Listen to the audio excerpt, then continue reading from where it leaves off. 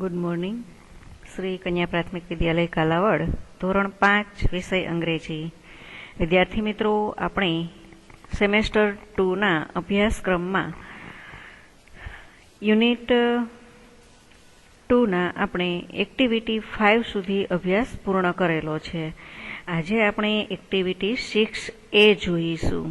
વિદ્યાર્થી મિત્રો, activity 6A ની અંદર તમને આપવામાં આવેલું છે unit 5નું activity 6.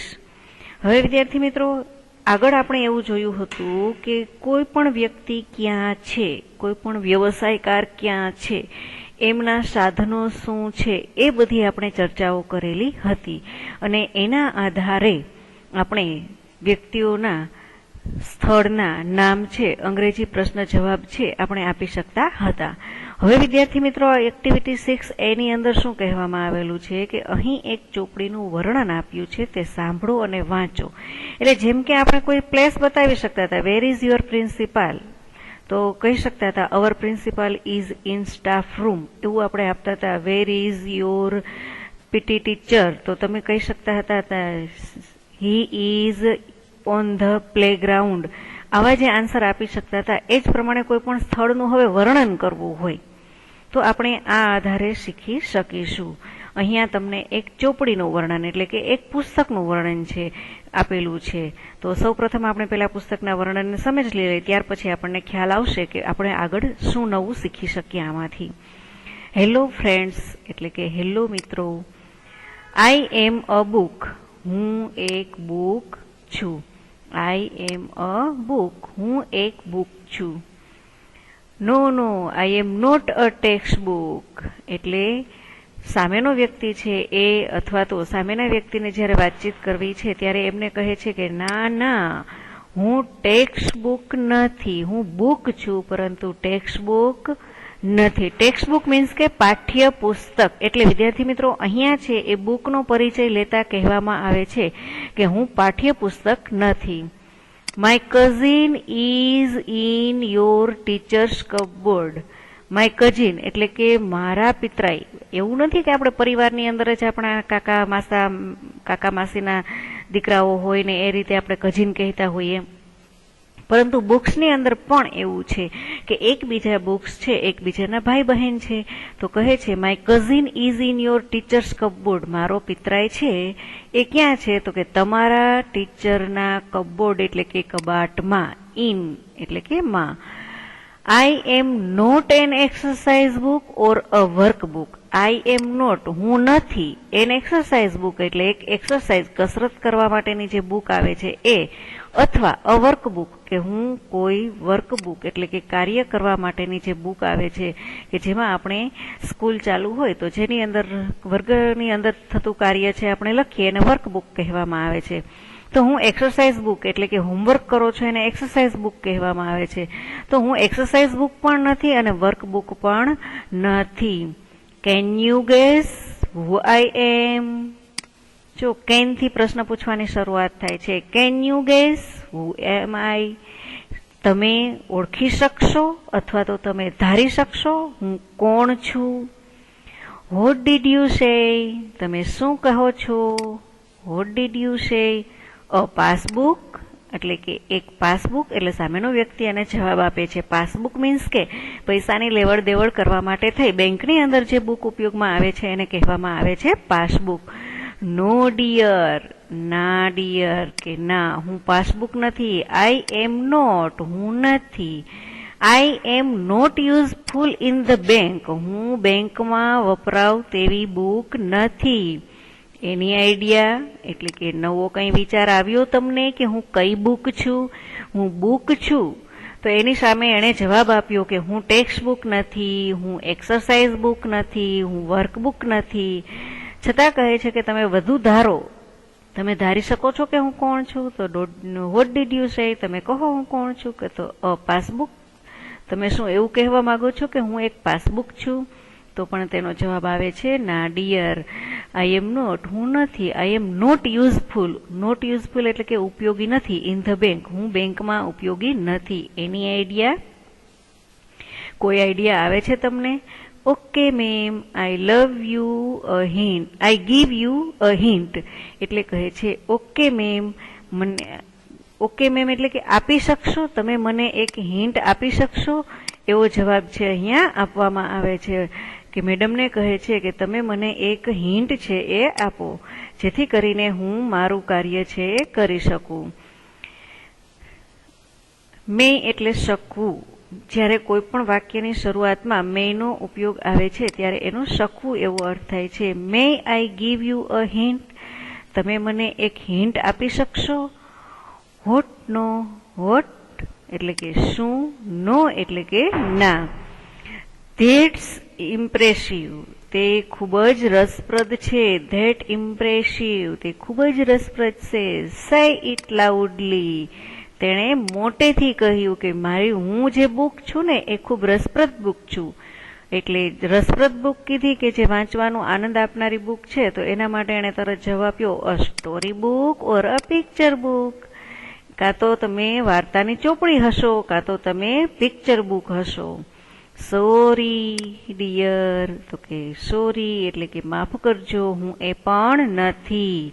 I am not from the library, હું લાઇબ્રેરીમાંથી પણ નથી. હિન્ટ એટલે ફરી વખત કે છે કે ફરી વખત મને હિન્ટ આપો, ફરી વખત મને કંઈક એવું કડી આપો કે જેથી હું વિચારી શકું. તો કહે છે વેલ, સારું ચાલ હવે હું તને હિન્ટ આપું છું. આઈ એમ અ નોટબુક, હું એક નોટબુક છું. No no no no, I am not your English notebook, ના ના, હું તમારી ઇંગ્લિશ બુક નોટબુક નથી. બટ યસ, પરંતુ હા, your teachers writes note in me, એટલે કહે છે તમારા શિક્ષક રાઇટ્સ લખે છે, નોટ એટલે કે નોંધ, ઇન મી એટલે કે મારામાં, તમારા શિક્ષક મારામાં નોંધ લખે છે. નોટ અગેન એટલે કે નોટ નથી, ફરીથી. I am not a reference note or a diary, તો કે હું રેફરન્સ એટલે કે કોઈ પણ પરિચય આપતી બુક પણ નથી અને ડાયરી પણ નથી. I am not so thick and big, I am not so thick, હું પાતળી પણ નથી અને મોટી પણ નથી.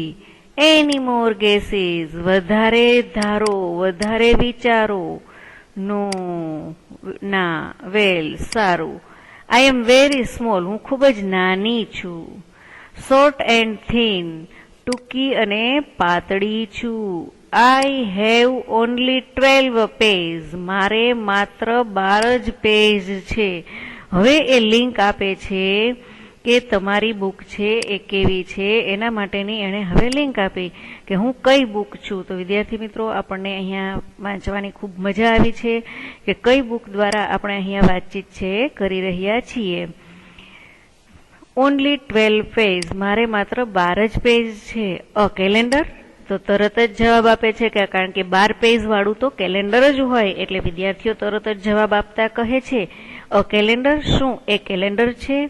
ઓ ડિયર, યુ આર રોંગ, અરે વહાલા, તમે ખોટા છો.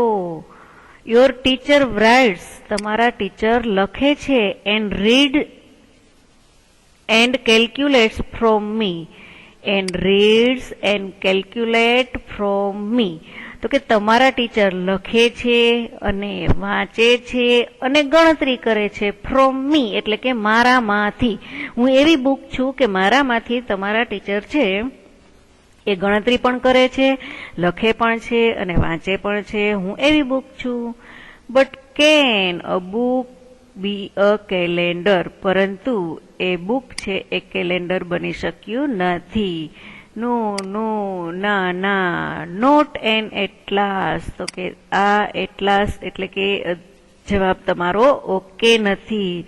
There is no map in me, મારી અંદર કોઈ જાતનો નકશો નથી. ધેર ઇઝ નો મેપ એન ઈ એટલે કે મારી અંદર કોઈ જાતનો એવો નકશો નથી. I am an blanks book, હું કઈ બુક છું? તો એના માટે છે તમને અહીંયા વાત અધૂરી મૂકી દેવામાં આવેલી છે કે આ વાત છે એ કઈ બુક છે એ તમને કહેવામાં આવેલું નથી. તો અહીંયા ટીચર્સ છે એમની એક અકાઉન્ટ બુકની વાત કરવામાં આવેલી છે. I am an account book.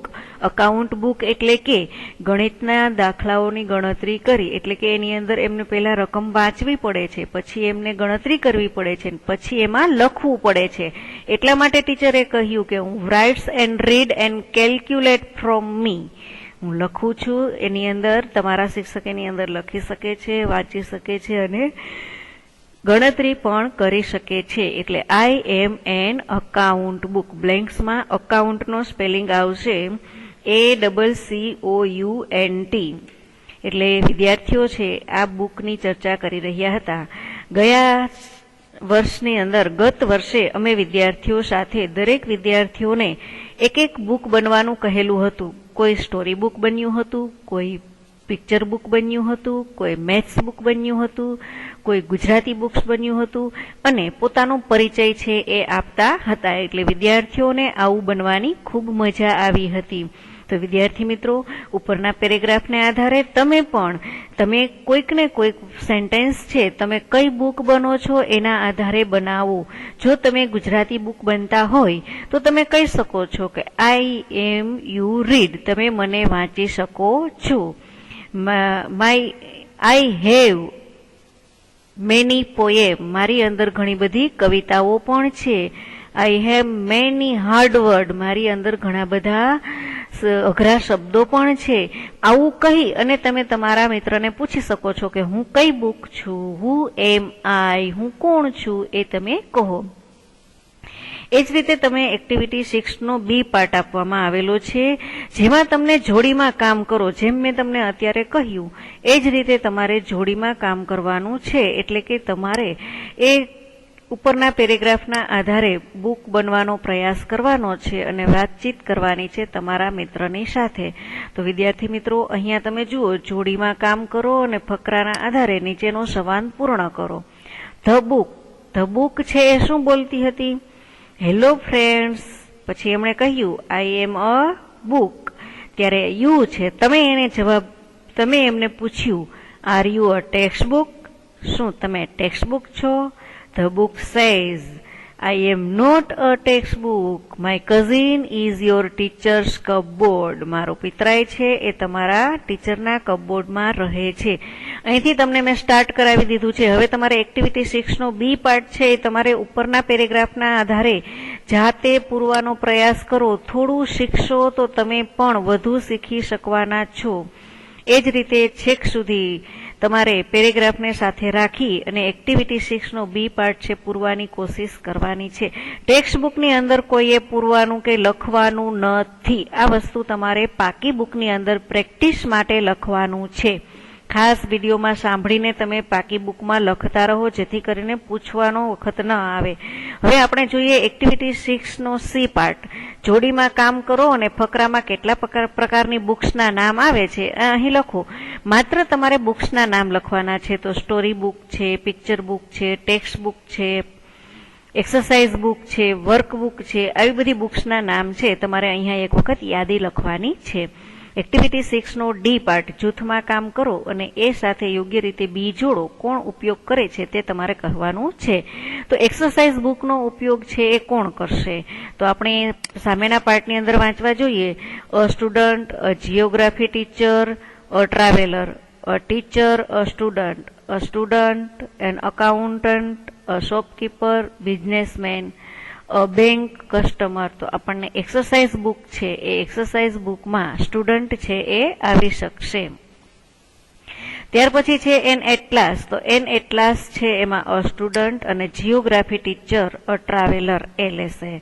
Account book છે એમાં તમારે આવશે અકાઉન્ટન્ટ, શોપકીપર અને બિઝનેસમેન. આ ઉપયોગ છે એ કરશે.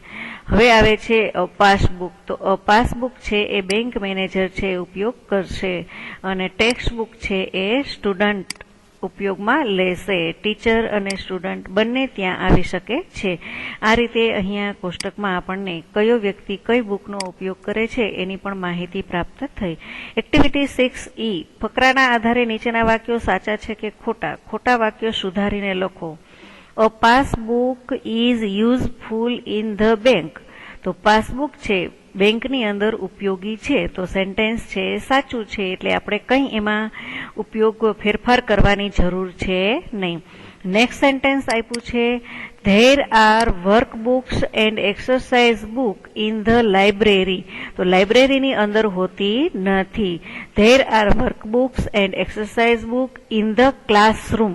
લાઇબ્રેરીની જગ્યાએ ક્લાસરૂમ રાખી વાક્ય સુધારવાનું છે. The reference book are small and thin. The reference book are small and thin. વાક્ય સાચું છે. An atlas has map. વાક્ય સાચું છે. We can read, write and calculate with an account book. We can read, write and calculate with an account book. તો એ પણ વાક્ય આપણી પાસે સાચું છે, કારણ કે અકાઉન્ટની બુકની અંદર આપણે વાંચવું પણ પડે છે અને લખવું પણ પડે છે અને આપણે કાઉન્ટ પણ કરી શકીએ છીએ. એક્ટિવિટી 7નો એ પાઠ જોઈએ. તમે તમારા પરિવારને કેટલા ઓળખો છો, આવો જાણીએ અને ખાલી જગ્યામાં વિગત ભરીએ. એમાં આપેલું છે રિલેશન. રિલેશન એટલે કે સંબંધ. તમારો કઈ વ્યક્તિ સાથેનો કયો સંબંધ છે એ અહીંયા રિલેશન. જોબ વર્ક, તો તમે જે વ્યક્તિને ઓળખો છો એ કોઈ જાતનું જોબ કરે છે, એટલે કે કોઈ પણ જાતની નોકરી કરે છે, કોઈ પણ જાતનું કામ કરે છે. વર્ક એટલે કામ. તો એ કઈ જગ્યાએ કામ કરે છે એના માટેનું પ્લેસ આપવામાં આવેલું છે. તો સૌપ્રથમ મધર આપવામાં આવેલું છે. તો મધર માટે થઈ અને કહેવામાં આવેલું છે કે રિલેશનમાં તમને શું થાય છે, તો કે એ મારા મમ્મી છે. તો એ શું કરે છે, હું તમને એવી રીતે પ્રશ્ન પૂછતી જાઉં તો તમે કહી શકો છો cooking food. What do you do, તો કહી શકો છો કે કુકિંગ ફૂડ. વોશિંગ ક્લોથ્સ, કપડાં ધુએ છે. ગોઈંગ એટ વર્ક, તે વર્ક કરવા માટે, કામ કરવા માટે જાય છે. તો વર્કિંગ એટ ધ ઓફિસ, તે ઓફિસની અંદર કામ કરે છે. હવે જે પહેલું કામ આપ્યું કુકિંગ ફૂડ, વોશિંગ ક્લોથ, તો એ કઈ જગ્યાએ, તો કે હોમ એટલે કે ઘરમાં કાર્ય કરે છે. ગોઈંગ એટ વર્ક, કઈ જગ્યાએ કામ કરવા માટે જાય છે, ફેક્ટરીમાં. વર્કિંગ એટ ધ ઓફિસ, એમનું કામ કરવાનું સ્થળ કયું છે, તો કે ઓફિસની અંદર બેસી અને એ કામ કરે છે. એ જ રીતે હવે તમારા ફાધરની વાત કરવામાં આવી. તો ફાધર છે, તમારા પિતા છે, શું કરે છે, તો કે બ્રિંગિંગ વેજીટેબલ, શાકભાજી લાવે છે. તો શાકભાજી કઈ જગ્યાએથી લાવશે, તો અહીંયા તમારે માર્કેટ લખવાનું રહેશે. ત્યાર પછી છે બ્રિંગિંગ ગ્રોસરી. બ્રિંગિંગ ગ્રોસરી, તો અહીંયા આવશે ગ્રોસરી શોપ. ગ્રોસરી એટલે કે કરિયાણું લાવે છે. કરિયાણાની અંદર આપણે રસોડાની અંદર ઉપયોગમાં લેતા બધી જ વસ્તુઓના નામ છે તે આવી શકે. ગોઈંગ ટુ વર્ક, તે કામ ક્યાં કરે છે, તો જો એ કોઈ જોબ કરતા હોય તો તમે અહીંયા ઓફિસ આપી શકો છો. જો ખેતી કરતા હોય તો તમે ત્યાં ફાર્મ લખી શકો છો. જે વર્ક કરતા હોય એ પ્રમાણે તમારે અહીંયા સ્થળનું નામ લખવાનું છે. હવે તમારા sister, doing house hold, tax cleaning. Doing house hold એટલે કે ઘરમાં જ એ પોતે મદદ કરી રહ્યા છે અને ઘરને સાફ સફાઈ પણ કરી રહ્યા છે. ગોઈંગ ટુ સ્ટડી, અભ્યાસ કરવા માટે જાય છે. તો અહીંયા તમે આપી શકશો અભ્યાસ કરવા માટે કોલેજ અથવા તો સ્કૂલ. ગોઈંગ ટુ પ્લે, રમવા માટે ક્યાં જાય છે, તો તમે અહીંયા પ્લેગ્રાઉન્ડ લખી શકો છો અને અહીંયા હોમ લખી શકો છો. હવે વિદ્યાર્થી મિત્રો, આટલી લિંક મળી જતા તમને હવે બાકીનું કામ છે જાતે કરવાનો મોકો છે મળવો જોઈએ, કારણ કે હવે આપણું સત્ર પૂરું થવા આવ્યું છે. તો હવે થોડુંક જાતે શીખવાનો પ્રયાસ કરતા જાઓ. બ્રધર માટે થઈ અને તમારે બોક્સ પૂર્ણ કરવાનું છે. Doing house hold tax cleaning, તમારો ભાઈ છે એ પણ તમને ઘરકામમાં મદદ કરે છે. ભણવા જાય છે તો ક્યાં જાય છે, ગોઈંગ ટુ સ્ટડી અને ગોઈંગ ટુ પ્લે. તો એના માટે થઈ અને તમારે સેન્ટેન્સ પૂર્ણ કરવાનું રહેશે. હવે કહેવામાં આવેલું છે કે આ વિગતો ઉપરથી ઉદાહરણ પ્રમાણે વાક્યો બનાવો અને તમારી વિગતો અને વાક્યો વર્ગના મિત્રો સાથે બનાવો અને વર્ગમાં રજૂ કરો. તો તમારે અહીંયા લખવાનું છે. તો પહેલા વાંચવું પડે આપણે કે ઇઝ માય મધર. તો ઇઝ માય મધરની જગ્યાએ અહીંયા તમે નામ પણ લખી શકો છો. સ્મિતાબેન ઇઝ માય મધર, એટલે કોઈ પણ નામ છે અહીંયા લખશો. ત્યાર પછી કહી શકશો શી ઇઝ હોમ મેકર, તે ઘરે કામ કરનાર વ્યક્તિ છે, તે ઘરનું કામ કરનાર વ્યક્તિ છે.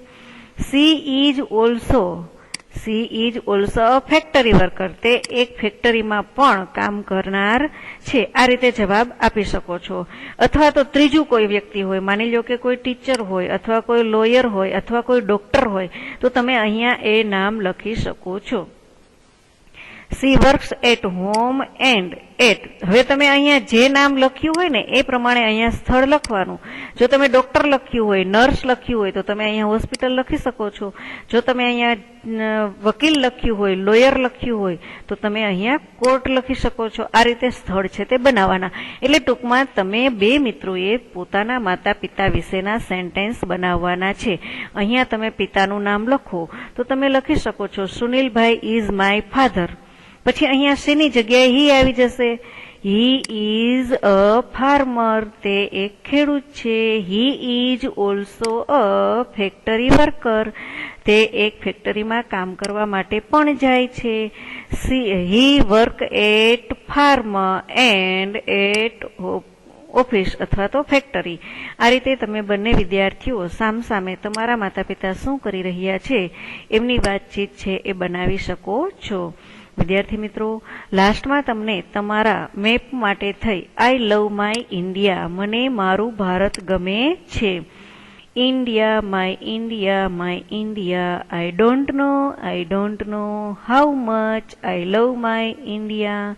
તો કહે છે ભારત મારું ભારત. હું જાણતો નથી કે હું કેટલો ચાહું છું મારા ભારત દેશને. એના માટે થઈ અને ભારત માટે થઈ અને અંગ્રેજીમાં સેન્ટેન્સ આપવામાં આવેલા છે. હવે તમને આપેલું છે કે માય પેજ 3, જેની અંદર તમે સાંભળો, સંભળાવો અને ભજવો. તો મેથ્સ ટીચર છે એ શું કહે છે? Maths teacher, 10 people gave you 300 rupees, what would you do by? તો કહે છે કે 10 વિદ્યાર્થીઓએ મને ગેવ એટલે કે આપ્યા. ગીવનું પાસ્ટ ટેન્સ ગેવ આપવામાં આવેલું છે. તો 10 વિદ્યાર્થીઓએ મને 300 રૂપિયા આપ્યા. તો હવે એમનું વોટ વુડ યુ બાય, હું શું ખરીદીશ? ત્યારે શ્યામ છે એનો જવાબ આપે છે અ ન્યૂ બાઇસિકલ, એક નવી સાયકલ છે 300 રૂપિયામાં ખરીદો. It start with P end with an E and has many letters, what is it the post office. એટલે કે તમે આવી રીતે છે સેન્ટેન્સો બનાવો અને તમે કોઈ પણ એક નામથી સ્ટાર્ટ કરો અને એ નામ છે ઈ થી પૂર્ણ થાય એ રીતે તમે એના સેન્ટેન્સો શરૂ કરો. અને પછી એવી ચિઠ્ઠીઓ બનાવી અને પોસ્ટ ઓફિસ, પી થી શરૂ થતો સ્પેલિંગ પોસ્ટ અને ઓફિસનો સ્પેલિંગ અંતનો ઈ. તો આવી ગેમ છે કે નવા સ્પેલિંગો છે તમે શોધો. કોઈ પણ વર્ડ અહીંયા મૂકો, ફર્સ્ટ વર્ડ અને લાસ્ટ વર્ડ મૂકી અને નવા સ્પેલિંગોને વાંચતા શીખો.